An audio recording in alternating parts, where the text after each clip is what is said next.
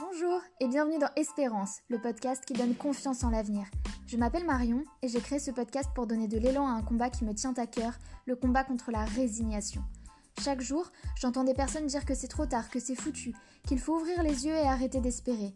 Ces personnes parlent de leur santé ou de celle d'un proche, de l'environnement, de l'éducation et plus généralement de sujets de société. Grâce à ce podcast, je compte bien vous montrer qu'il existe bel et bien des solutions grâce à des gens incroyables et engagés qui contribuent à changer le monde en mieux. Si ce podcast vous plaît, n'hésitez pas à le partager ou à me le dire ici ou sur mon compte Instagram MarionSpontJournée. Je serai ravie d'avoir vos retours. Vous pouvez aussi poster sous le hashtag MadeWithEspérance pour que je puisse vous lire et échanger avec vous. Et maintenant, place au sujet du jour.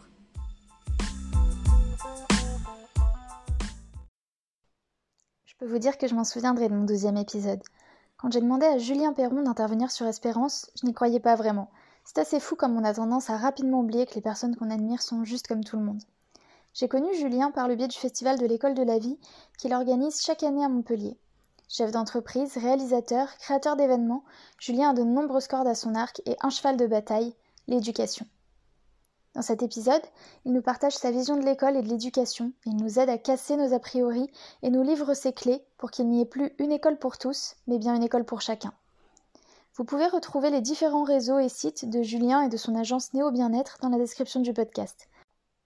Je suis très reconnaissante et très fière d'avoir pu enregistrer cette interview car ce sujet me tient vraiment à cœur. J'espère sincèrement que ça vous plaira et je vous souhaite une belle écoute.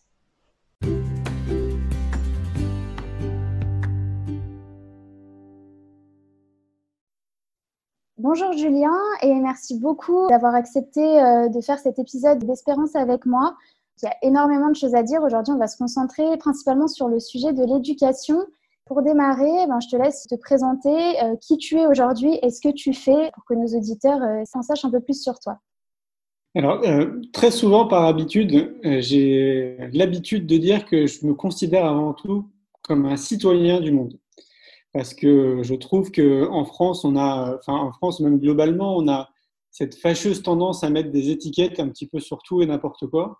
Et moi, vraiment, mais de manière très profonde, je me considère vraiment comme un citoyen avant tout parce que j'ai rien d'exceptionnel, quoi. Je suis juste un être humain qui fait sa part du colibri, si tu connais l'histoire du colibri, et qui le fait avec beaucoup de joie et d'amour. Donc pour moi, voilà, si on doit mettre une étiquette et me présenter, on pourrait dire Julien Perron, un citoyen du monde.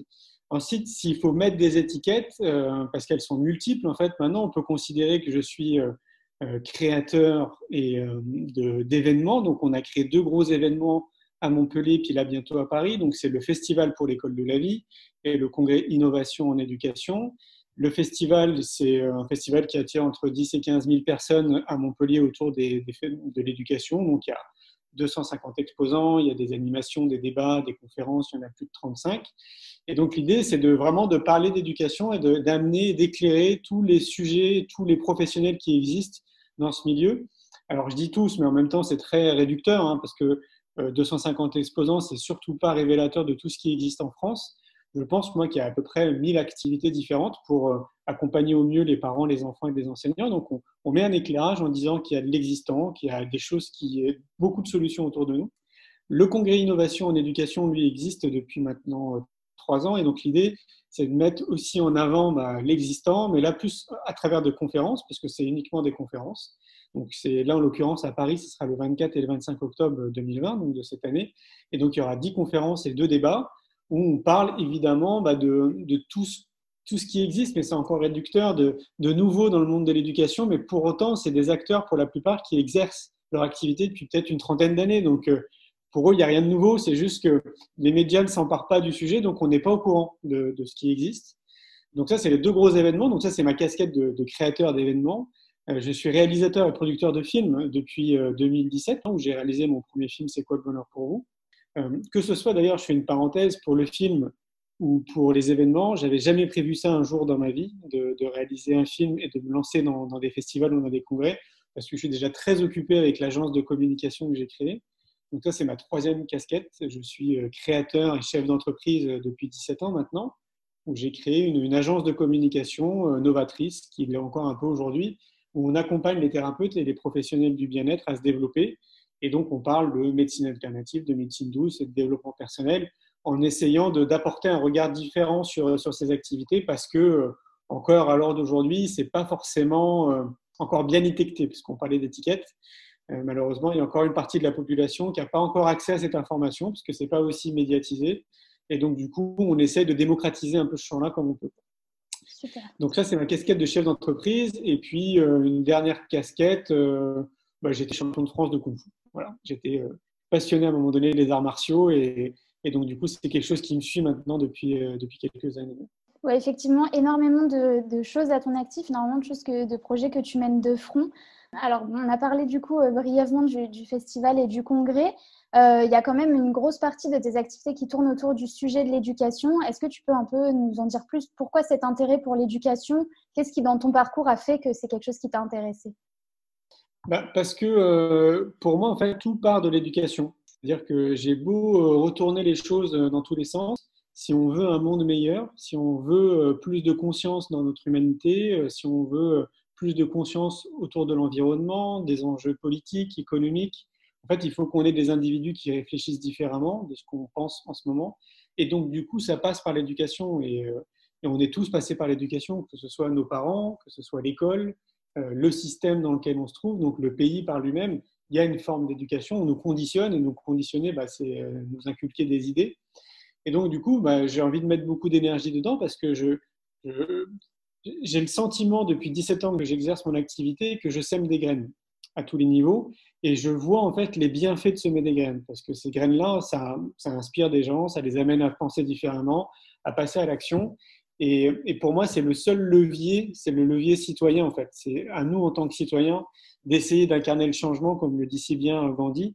Et donc, du coup, ça passe une nouvelle fois par notre éducation. Si on ne nous apprend pas à se connaître, si on ne nous apprend pas à savoir vraiment vers quoi on a envie de tendre, quelles sont nos qualités, quels sont nos défauts, nos compétences, là où on va exceller, alors qu'une autre personne ne va pas forcément exceller. Enfin, pour résumer, se connaître pleinement, tant au niveau des connaissances d'ailleurs théoriques que du savoir, mais que de l'être, qui n'est pas développé à l'heure d'aujourd'hui, et je pense foncièrement qu'on peut changer la face de notre humanité, de notre planète. Donc, l'objet de mon deuxième film, c'est l'école de la vie, une génération pour tout changer. Parce que je pense qu'en une génération, si on fait bien le job, chacun de notre côté, chacun avec nos qualités, chacun avec nos défauts, avec nos réseaux, avec nos compétences, je pense qu'en une génération, on changera les choses. Donc moi, j'ai envie, j'ai pas d'enfant, je suis pas parent, mais j'ai envie que l'humanité dure encore un petit bout de temps sur notre planète Terre et plutôt dans de bonnes conditions. Donc voilà, moi, je veux consacrer du temps là-dedans. Et donc, ça passe par les festivals pour l'école de la vie, ça passe par le congrès Innovation en éducation, par les films C'est quoi le bonheur pour vous et l'école de la vie, une génération pour tout changer. Et je vois que ça, tu sais, c'est un peu comme tout. C'est que dès que tu es vraiment en accord avec tes valeurs, en accord avec qui tu es réellement, et que tu mets en contribution tes excellences pour les autres, pour le bien commun, donc que tu te sens utile pour notre planète, quoi, pour l'humanité, on va dire, et tout se met en place de manière assez fluide. Tu rencontres les bonnes personnes. Et généralement, ça veut dire que tu es sur le bon chemin. Donc c'est pour ça que je reviens à ce que je disais, je me considère comme un citoyen parce que je me mets en marche en petit colibri que je suis pour essayer d'améliorer notre quotidien à mon petit niveau, quoi. Mais si on est plusieurs à le faire, et ce qui est déjà le cas depuis de nombreuses années, ça participe à un changement collectif, ça participe à des prises de conscience, et c'est comme ça qu'on avance, quoi. Donc voilà, ça c'est mon leitmotiv, et je suis excité tous les matins de me réveiller et de participer à tout ça, quoi. Oui, c'est ça, c'est vraiment ce que je disais aussi dans d'anciens podcasts, c'est que chacun, on a notre part à faire et qu'à partir du moment où on fait ce dans quoi on est bon, ce qui nous anime, c'est exactement ça qui va faire qu'on va tous avancer à notre niveau, sauf qu'au niveau collectif, du coup, ça va donner un réel impact qui va vraiment avoir des effets pour le futur. Donc, je... Exactement. De manière même, j'allais dire, un peu égoïste, alors que ce n'est pas le terme, c'est excellent pour notre propre bien-être, de se sentir utile pour les autres, de sentir qu'on est bon et qu'on excelle dans quelque chose et qu'en plus, ça participe à quelque chose de positif autour de nous. Ça fait beaucoup de bien au corps et à l'âme, si on croit à l'âme, à notre esprit, etc. Donc, c'est quelque chose qui est fondamental, je trouve, pour chaque être humain, et ça serait tellement évident d'accompagner chaque être justement dans cette direction. Enfin, ça serait magique. Et puis, plus on est bien avec nous-mêmes et plus on peut faire de bien aux autres. Donc, c'est tout aussi important, c'est loin d'être égoïste du coup. Je vais faire un petit clin d'œil donc à ton film C'est quoi le bonheur pour vous? Moi, aujourd'hui, j'ai envie de te demander, c'est quoi l'école pour toi? Ou en tout cas, qu'est-ce que ça devrait être? Moi, je l'ai appelé l'école de la vie, mais on pourrait l'appeler un peu comme on veut. L'école de la vie, c'est parti d'un postulat il y a 6 ans en arrière où j'ai écrit un article sur ma vision de ce que devrait être justement une école idéale. Et donc, moi, je l'ai appelé l'école de la vie. Et j'ai été impressionné parce qu'à l'époque, quand j'ai publié cet article, qui était un article en plus parmi plein d'articles qu'on publie sur nos sites, en 3 mois, j'ai reçu plus de 600 emails de personnes qui voulaient m'aider à créer cette école, qui me remerciaient d'avoir l'idée. Et donc, moi, je ne m'attendais absolument pas à avoir autant d'écho sur un sujet qui était un sujet en plus. Et donc, du coup, ça a attiré ma curiosité. Et comme j'arrivais pas à répondre à tout le monde, je me suis dit, tiens, je vais les inviter, on va faire un pique-nique géant, puis on va parler d'éducation, etc. Et donc, ce projet d'école de la vie, pour moi, je ne sais pas si c'est l'école idéale ou l'éducation idéale, mais ça me semble être plutôt du bon sens. Je reviens à ce que je disais, c'est vraiment accompagner l'être, donc l'enfant tel qu'il est. Ce qui est compliqué, parce qu'il faut le rappeler, c'est quand même challengeant, c'est qu'il faut se mettre à la place des enseignants, classe d'une trentaine d'élèves, des élèves qui n'ont pas forcément envie d'aller à l'école, qui n'ont pas forcément envie d'apprendre, avec 8 formes d'intelligence différentes. Comment fait l'enseignant pour s'adapter de manière unique à chaque enfant? C'est très challengeant. Alors, on sait que dans les pays du Nord, notamment parce que c'est les pays du Nord qui ont été pointés du doigt, il y a des solutions. Mais comme c'est une autre politique, c'est une autre culture, on ne peut pas faire un copier-coller, mais on peut s'inspirer déjà de ce qu'ils ont fait. Donc, il y a des techniques et des outils qui nous permettraient de plus en plus de tendre dans cette direction. Et pour moi, c'est vraiment le postulat de départ, c'est nous accompagner tel qu'on est. Et pour nous accompagner tel qu'on est, il faut qu'on crée un environnement. Et l'environnement, il passe de manière très basique par un environnement architectural. Donc, il faut réaménager en fait les classes, il faut réaménager l'école, architecturalement parlant. Donc, il faut vraiment réaménager toute l'architecture des écoles. Donc, ça, c'est possible. Il faut aussi, à mon sens, intégrer les parents en fait au sein des écoles. C'est-à-dire que si on s'occupe des enfants, mais qu'on ne s'occupe pas des parents, on passe à côté de quelque chose. Parce que les parents d'aujourd'hui, donc les parents de demain, sont probablement à déconditionner de ce qu'ils ont appris pour essayer de bien faire, j'ai envie de dire. Et donc, il faudrait un centre de formation pour les parents au sein de l'école, au sein de chaque école, où on trouverait des professionnels qui pourraient accompagner et guider les parents dans leur rôle, parce que je pense que c'est un des métiers les plus compliqués au monde, hein, d'être parent. Il faudrait aussi qu'il y ait un centre de formation pour les enseignants, pour qu'on puisse aussi former les enseignants à toutes ces techniques, tous ces outils en fait qui existent et qui nous entourent, dont on ne parle pas, d'où l'objet de nos événements. Un centre de développement personnel pour tout le monde, parce que, comme je le disais, développer notre être et savoir qui on est, ça passe par un accompagnement, parce que si on ne nous l'apprend pas, ce n'est pas forcément évident. Donc, il faudrait un centre de développement personnel en fait, pour tout le monde, où on pourrait accueillir des stages, des professionnels qui sont connus et réputés dans le milieu, et qui pourraient aider les personnes qui sont en chemin. Et puis, dans mon idéal, mais ça, je ne suis pas sûr qu'on puisse le généraliser, moi je voudrais que l'école soit en pleine nature, parce qu'on s'est coupé de la nature. Et ça me paraît évident de se réintégrer en fait, dans la nature, que les enfants comprennent comment une carotte ça pousse, qu'ils puissent chercher des œufs directement au poulailler et pas dans des supermarchés, de les sensibiliser à l'alimentation, en fait, de ce qu'ils mangent profondément, qu'est-ce qui est bon en fait, pour leur corps, mais pas forcément pour leurs copains. Donc il y a toute une éducation en fait, à la vie, c'est pour ça que je l'ai appelée l'école de la vie, qui à mon sens devrait être intégrée dans notre système. Et ça devrait être intégré dans notre système parce que l'école, elle est gratuite pour tout le monde. Donc la solution, ce n'est pas de créer des écoles de la vie ou de créer des écoles alternatives ou des écoles nouvelles, peu importe comment on les nomme, mais vraiment que notre système il puisse avancer plus rapidement que ce qu'il avance là aujourd'hui. Parce qu'il faut souligner qu'il avance. Certaines personnes peuvent croire en fait qu'il est rigide et qu'on est face à un mastodonte et que ça avance pas et que c'est vieux, ça date d'il y a un siècle et que c'est l'horreur. Mais ça avance parce que maintenant que moi j'ai le nez dedans depuis 7 ans, je vois que ça avance. Donc il ne faut surtout pas dire qu'on ne va pas dans la bonne direction. C'est vraiment le cas, sauf que oui, on a raison, globalement, c'est un mastodonte. Donc, c'est 1 million de salariés quasiment. Donc, on ne peut pas changer les mentalités comme ça du jour au lendemain, c'est impossible. Il faut que ça s'infuse un peu comme du bon thé, en fait, tout doucement, progressivement, que les graines se sèment. Et c'est déjà en cours. Il y a déjà des centaines de milliers d'enseignants qui vont chercher des outils à l'extérieur et qui mènent des expériences très clairement en fait, au sein de leur classe pour voir ce qui fonctionne et ce qui ne fonctionne pas. Ces enseignants, moi, je me laisse à croire qu'ils inspirent d'autres enseignants au sein de leur établissement. Il y en a évidemment qui sont fermés, qui ne veulent absolument pas entendre parler de ça, qui parfois même rigolent de ce que font ces enseignants, mais on s'en fiche. Moi, je dis haut les cœurs, il faut continuer. Et c'est comme ça qu'au bout d'un moment donné, forcément, le système il est obligé de s'adapter. Et donc, du coup, de plus en plus, tout ce qu'on voit à l'extérieur, on parle de plus en plus de neurosciences, etc., tout ça, ça va s'intégrer progressivement au sein de l'éducation nationale. Mais il faut du temps. Donc, peut-être qu'on se reverra dans 15 ans et qu'on fera un nouveau live dans 15 ans et on verra que les choses auront évolué dans le bon sens. Ouais, ouais, j'espère, mais en tout cas, c'est vraiment ça. Ça vient en fait. Il y a trop de personnes qui s'attendent, je trouve, à ce que le changement il vienne d'en haut, que ça vienne directement du gouvernement, que ça soit diffusé, alors que c'est tout l'inverse. Moi-même, j'ai des amis qui sont instits et je vois le changement par rapport à quand moi j'étais à l'école. Il y en a qui, c'est plein de petites choses. C'est le fait de permettre à chaque élève de pas forcément être assis sur une chaise, mais d'être assis par terre ou sur un ballon. C'est énormément de petites choses. Effectivement, il y a des personnes qui vont décrier ça, qui vont dire que c'est pas une bonne solution, mais c'est vrai que de plus en plus, les enseignants, et notamment via les réseaux sociaux, de ce que je vois, en tout cas, il y a beaucoup de groupes de partage justement comme ça, qui permettent de mettre en place des choses innovantes. Et c'est vrai qu'à force, ça va, enfin j'espère en tout cas, ça va se diffuser de façon à ce que ça soit une majorité, et qu'après on puisse fondamentalement changer les choses. Tu as mentionné les écoles alternatives, donc bon, la plus connue, je pense, pour ceux qui nous écoutent, ça doit être Montessori. Est-ce qu'il y a un système d'école alternative comme ça, duquel, pour toi, il faut majoritairement s'inspirer ou un qui te parle le plus? Oui, alors Montessori en elle-même, c'est pas une école, hein, c'est avant tout une méthode, une méthodologie. Mais effectivement, la méthodologie Montessori, c'est ce qui en sort le plus, c'est un peu à la mode d'ailleurs ces dernières années. Donc on va dire que dans le champ de l'éducation alternative, ce qui ressort le plus, c'est Montessori, avec la pédagogie aussi Steiner, la pédagogie Freinet, il y a Reggio aussi, il y a Summerhill, il y a les écoles démocratiques.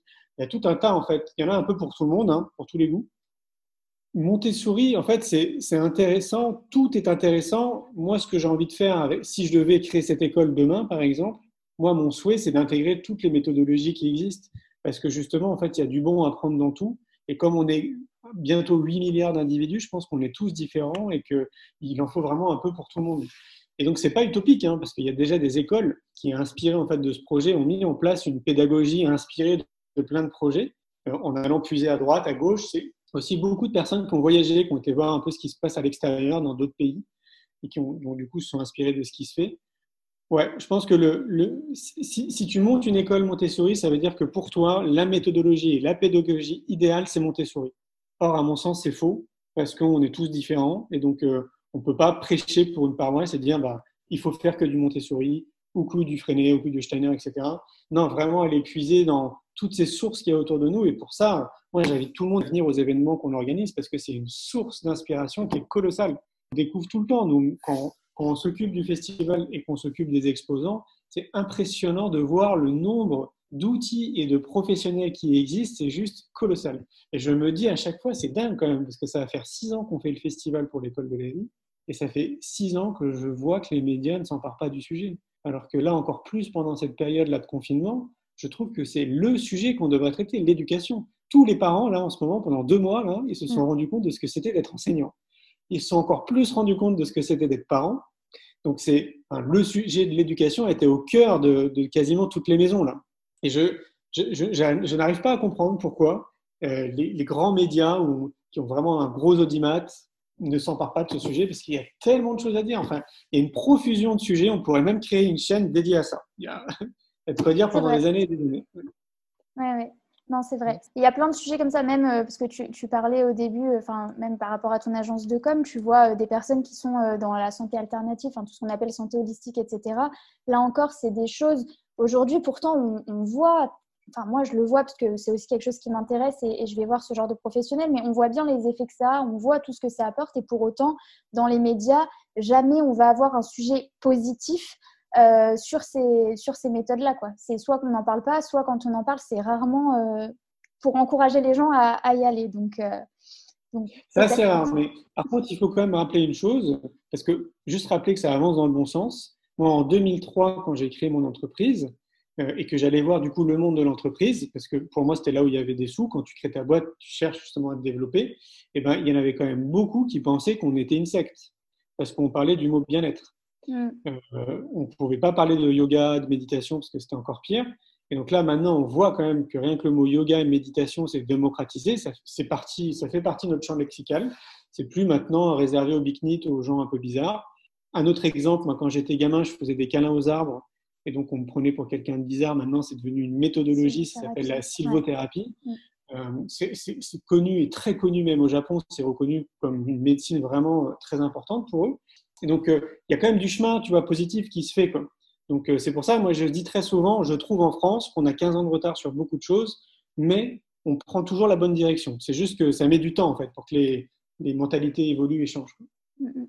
Oui, et puis ça aussi, même la sylvothérapie, maintenant, on voit qu'il y a des professionnels dans les salons de bien-être, les gros salons, etc. Moi, ceux que j'ai faits, ils y sont. Donc, non, c'est sûr que ça avance dans le bon sens. Après, les gros médias, c'est quand même très rare qu'ils prennent la parole, enfin, qu'ils mettent en avant tous ces sujets-là. Du coup, tu as parlé rapidement là, des personnes qui allaient à l'étranger pour s'inspirer. On a parlé rapidement des pays du Nord. Est-ce qu'il y a d'autres pays, selon toi, qui ont vraiment une avance en tout cas significative par rapport à nous? Je pense peut-être aux États-Unis.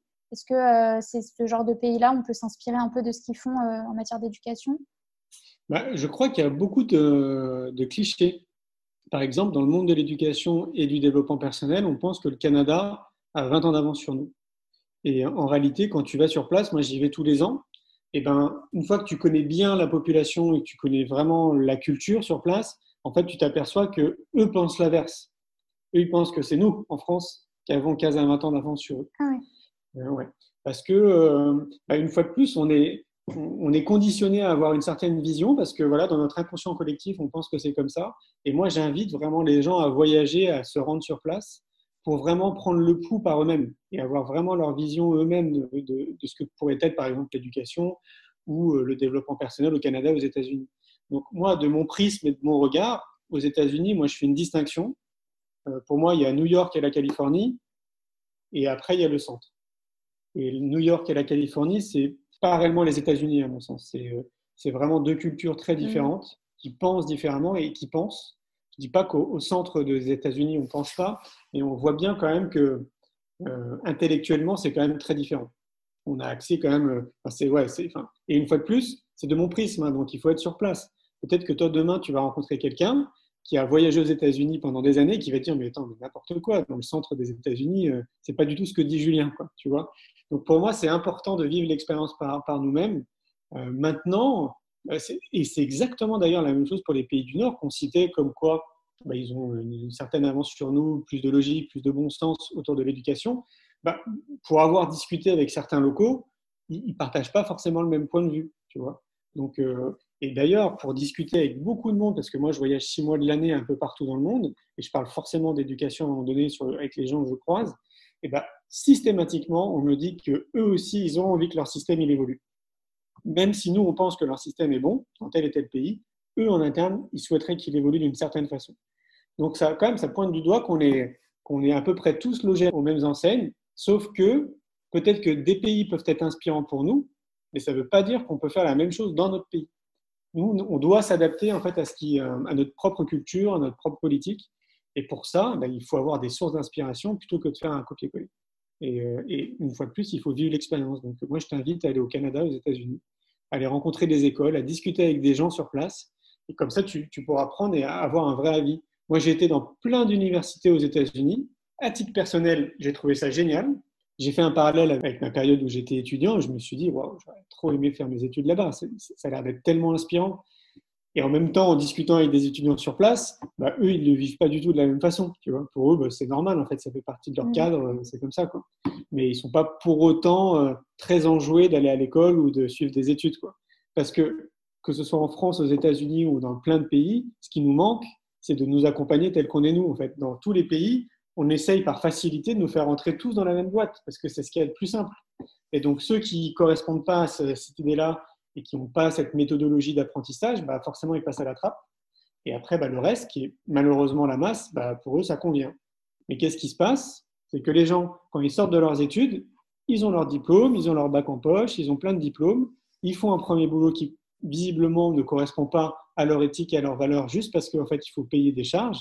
Et après, on se retrouve, en fait, à faire un métier qui ne nous correspond pas du tout et qui est quasiment à l'opposé des études qu'on a fait, des diplômes qu'on a. Donc, et ça, c'est valable partout dans le monde. Donc, ça, vraiment, pour moi, ça remet vraiment totalement en question de trouver un juste équilibre entre le savoir, qui est très important, et l'être. C'est exactement, enfin moi du coup ma génération, on a fini nos études là dans les 5 dernières années on va dire et je vois exactement ce dont tu parles. Moi j'ai fait une école de commerce, j'ai des copains d'école maintenant ils sont profs de yoga, ils sont, enfin voilà des trucs qui n'ont absolument aucun rapport et il y en a plein pareil qui sont dans leur premier boulot et qui ont juste envie de faire autre chose alors que ils ont le boulot qui correspond exactement aux études qu'ils ont faites, etc. Comment d'après toi, enfin est-ce que tu as déjà une idée dans l'école de la vie par exemple? Comment on pourrait accompagner justement les enfants? Parce qu'à ce jour, moi, ce dont j'ai l'impression et ce que j'ai vécu en tant que récente diplômée, c'est que dans nos études, on n'est jamais accompagné sur le métier qui pourrait nous correspondre, on est accompagné sur le métier qui correspond à nos notes. Et comment est-ce que toi, tu verrais ça? Quel accompagnement on pourrait faire justement pour que ces enfants, ils se retrouvent à la fin à faire quelque chose qui les anime et qui leur plaît?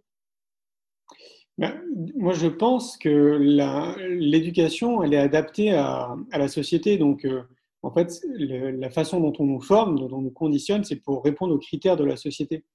Parce qu'on nous dit que la société, elle est comme ça, que la vie, c'est comme ça. Pour schématiser, tu as le conte de fées pour les filles.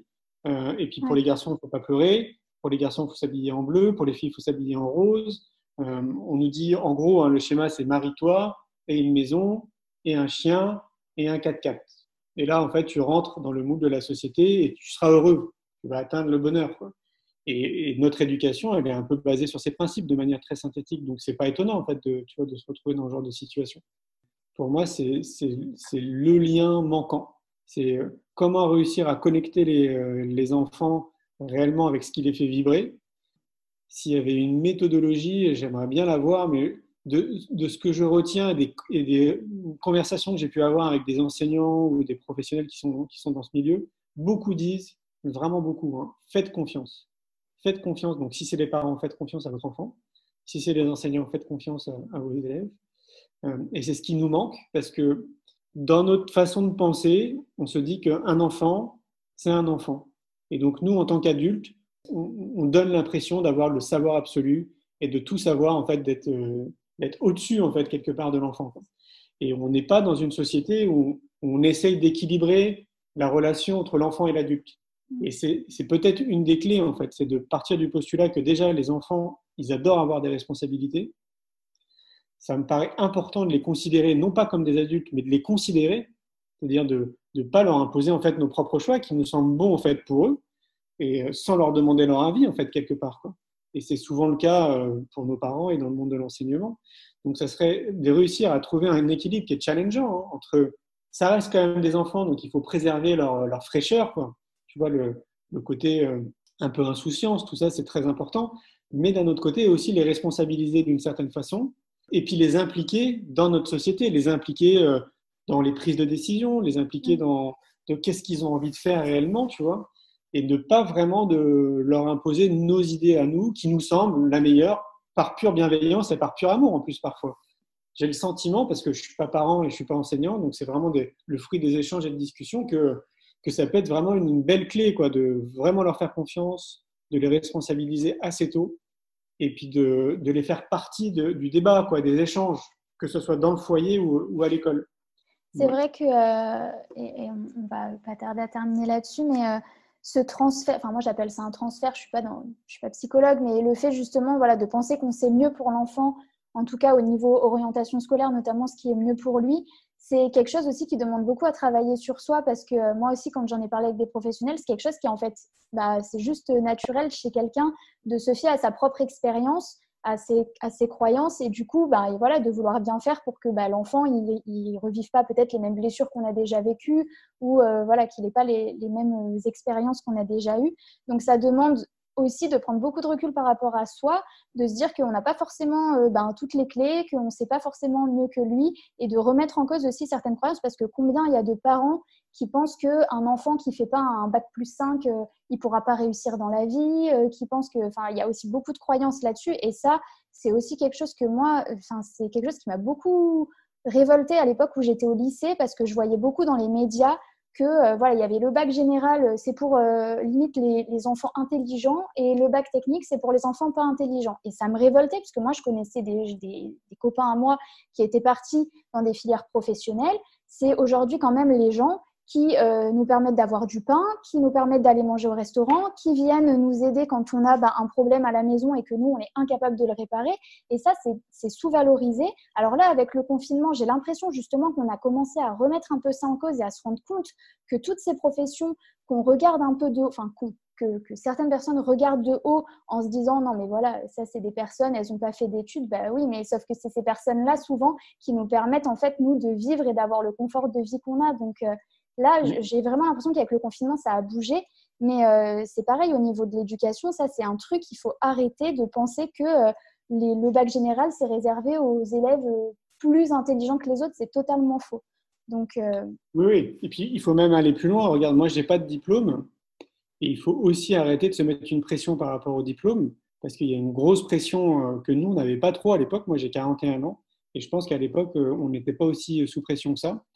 Et donc, pour moi, je suis une des preuves, parce qu'on est plein à dire tu peux réussir ta vie, tu peux être épanoui, tu peux t'éclater dans ce que tu fais et avoir 0 diplôme. Ça ne veut pas dire qu'il ne faut pas passer ces diplômes, c'est surtout pas mon message, mais ça veut dire que tranquille, ne te mets pas trop la pression. Si tu n'y arrives pas, c'est peut-être que ça ne correspond pas en fait à qui tu es, mais tu trouveras en fait autre chose, quoi. D'où la nécessité de nous accompagner le plus tôt possible, justement, à nous révéler vraiment comme on est, quoi.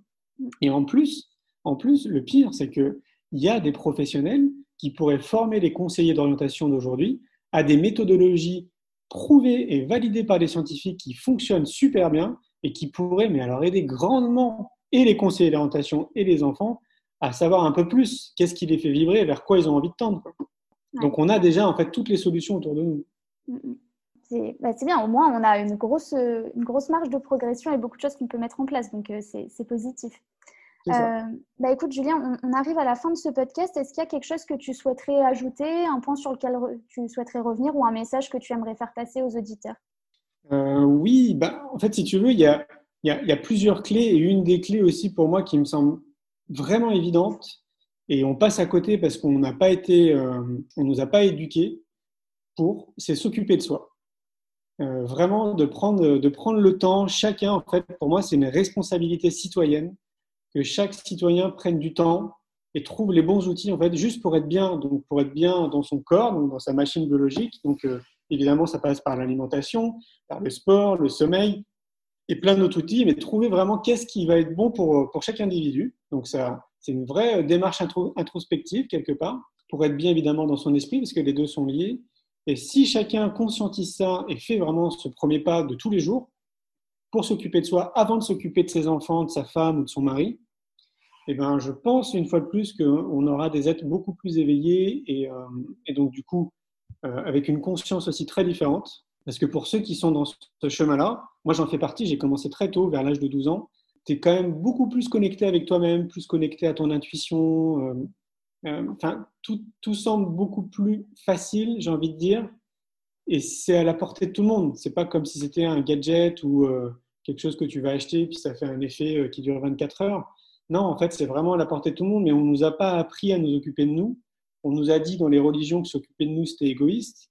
Enfin, voilà, il y a encore toute une déprogrammation, un déconditionnement autour de tout ça, mais c'est une des clés. Et Gandhi le dit très bien, sois le changement que tu veux voir dans le monde. Donc, pour moi, cette phrase, elle résume tout. Elle résume tout. Évidemment, il y a plein de citations aussi qui sont excellentes. J'adore les citations. Mais je trouve que cette citation, soit le changement que tu veux voir dans le monde, pour ceux qui nous écoutent, j'espère qu'il y a au moins une personne qui aura eu un déclic avec cette citation, parce que c'est fondamental. Si tu veux un monde autour de toi qui rayonne d'amour, et incarne l'amour. Sois amour de tous les jours. Trouve les bons outils qui vont te permettre d'être amour. Et donc, du coup, d'inspirer les gens autour de toi aussi à être amour. Et ça, c'est vraiment une responsabilité citoyenne. Donc, si on veut que le monde change, il faut que nous aussi, on change. Ouais. Très beau message. J'invite les auditeurs, puisque tu parlais d'alimentation et tous ceux qui veulent justement apprendre un peu plus à prendre soin d'eux, je vous invite à aller voir le deuxième podcast que j'ai fait avec Coralie, qui est naturopathe et qui nous donne énormément de clés là-dessus. Donc voilà, n'hésitez pas à aller l'écouter. Julien, merci beaucoup. J'invite aussi les auditeurs donc là, à l'heure où le podcast sort, je pense qu'il y a encore de toute façon des places pour le congrès innovation qui aura lieu à Paris. Donc je mettrai le lien de toute façon dans la description pour que vous puissiez aller voir et que vous puissiez prendre vos billets. Et puis merci infiniment pour tout ce que tu nous as partagé. Et peut-être qu'on se croisera à l'occasion d'un festival ou d'un congrès. Avec grand plaisir. Merci à toi pour ton énergie et tout ce que tu fais. Merci beaucoup.